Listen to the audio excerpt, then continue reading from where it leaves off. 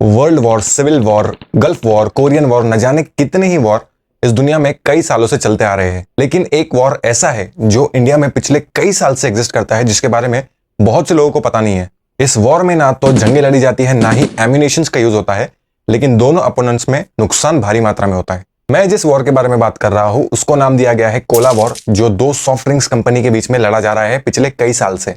ये जो Cola war है, ये 2022 के पहले तक कोका कोला और पेप्सी के बीच में लड़ा जा रहा था, लेकिन 2022 के बाद से एक डोमिनेटिंग बिजनेसमैन मुकेश अंबानी यानी कि रिलायंस इंडस्ट्रीज ने इस वॉर में एंट्री की है।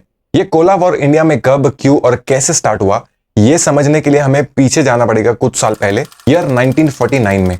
इंडिया के इंडिपेंडेंस के 2 साल के बाद यानी ईयर 1949 में कोका कोला कंपनी ने सोचा कि वो अपना ब्रांड इंडिया में लॉन्च करेगा बेवरेज मार्केट में। इस लॉन्चिंग के लिए कोका कोला को एक इंडियन कंपनी चाहिए थी पार्टनर के तौर पे, जो उनका एग्जीक्यूशन एंड सप्लाई संभाल सके, जिसके लिए उन्हें एक इंडियन लोकल पार्टनर की जरूरत थी। क्योंकि कोका कोला एक फॉरेन ब्रांड है, तो इस पार्टनरशिप की वजह से एक कंपनी फाउंड हुई प्योर ड्रिंक्स ग्रुप के नाम से, जिसके ओनर थे चरणजीत सिंह।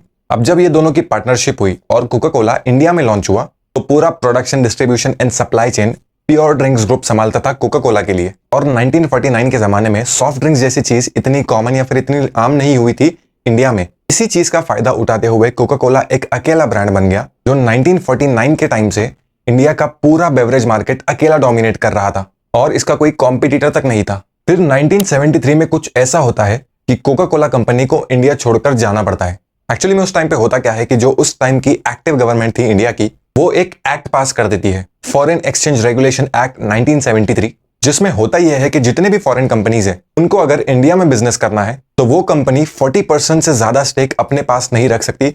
उसको अपना एटलीस्ट 60% स्टेक डाइल्यूट करना पड़ेगा किसी इंडियन लोकल पार्टनर के साथ। और अगर वो इस रूल को नहीं मानते हैं तो वो कंपनी को इंडिया से जाना पड़ेगा। अब पहले तो कोका कोला इस शर्त के लिए मान जाता है कि वो अपना 60% स्टेक डाइल्यूट कर देगा किसी लोकल पार्टनर के साथ, लेकिन इस एक्ट में और एक चीज ऐड करी जाती है कि जो भी फॉरेन कंपनी जो इंडिया में बिजनेस करना चाहती है, उसको अपनी रेसिपी या फिर उसको अपना सीक्रेट और टेक्निकल डिटेल्स इंडियन पार्टनर के साथ या फिर इंडिया के साथ शेयर करना पड़ेगा, जिसके लिए कोका कोला साफ मना कर देता है। फिर 1977 के आते आते कोका कोला डिसाइड करता है कि वो अब इंडिया में बिजनेस नहीं करेगा और कोका कोला इंडिया छोड़ के चला जाता है गवर्नमेंट के इस रूल की वजह से। जब कोका कोला इंडिया छोड़ के जाता है तो Coca Cola and pure drinks group, जो कोका कोला का लोकल पार्टनर था, वो उस टाइम तक काफी एक्सपांड हो चुके थे। 2800 एम्प्लॉइज इस कंपनी के लिए काम करते थे उस टाइम पे। लेकिन जो प्योर ड्रिंक्स ग्रुप के ओनर है चरणजीत सिंह, उनके लिए कोका कोला का ये एग्जिट एक बहुत बड़ा चैलेंज बन जाता है, क्योंकि उस टाइम पे एक वेल एस्टैब्लिश्ड कंपनी अचानक से बंद हो जाती है और 2800 लोगों की एम्प्लॉयमेंट खतरे में आ जाती है।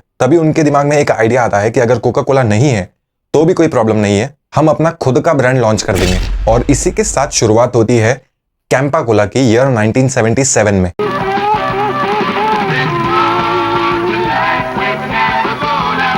कैंपा कोला को उस टाइम का एडवांटेज ये मिला कि उनके पास सॉफ्ट ड्रिंक्स के प्रोडक्शन का सेटअप ऑलरेडी था और इंडिया में सप्लाई एंड डिस्ट्रीब्यूशन वो ऑलरेडी कर रहे थे कोका कोला के लिए। उन्हें सिर्फ ब्रांड रिप्लेस करना था।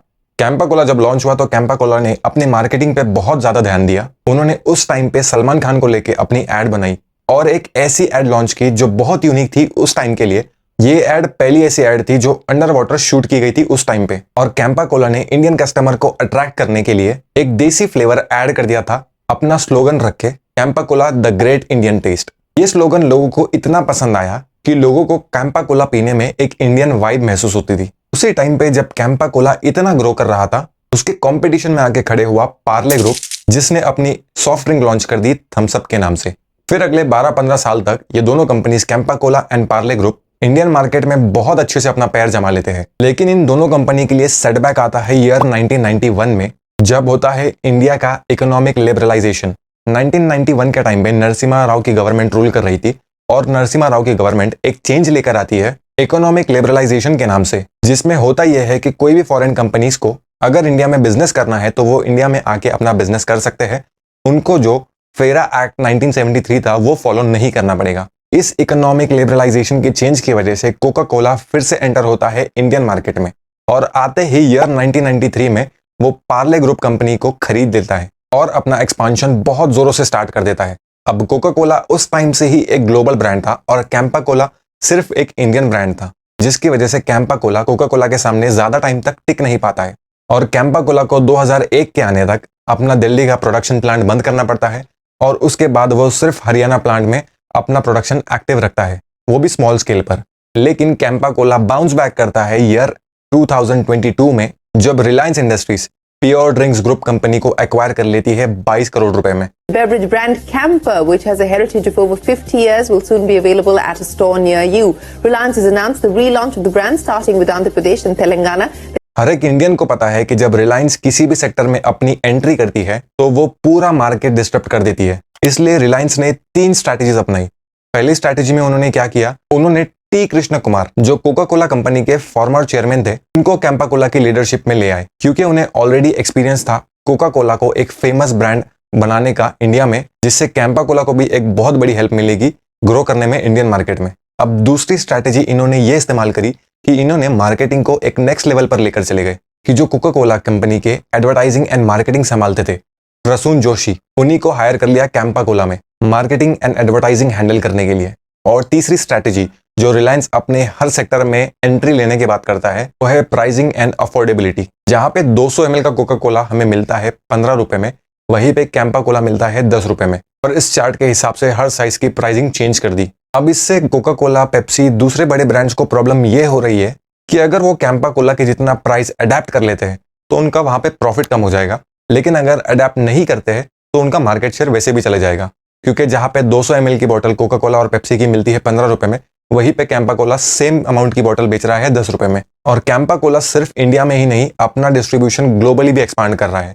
रिसेंटली कैंपा कोला ने यूएई के अंदर अपना कैंपा कोला ब्रांड लॉन्च किया है, अपना ग्लोबल एंड बड़ा मार्केट डोमिनेंस क्रिएट करने के लिए। अब देखना यह है कि इस कोला वॉर में कैंपा कोला और क्या क्या स्ट्रैटेजीज अपनाता है और अपने कंपटीशन को किस तरीके से खत्म करता है। बाकी अगर आपको वीडियो अच्छा लगे तो वीडियो को अपने दोस्तों के साथ ज्यादा से ज्यादा शेयर कीजिए and please subscribe the channel.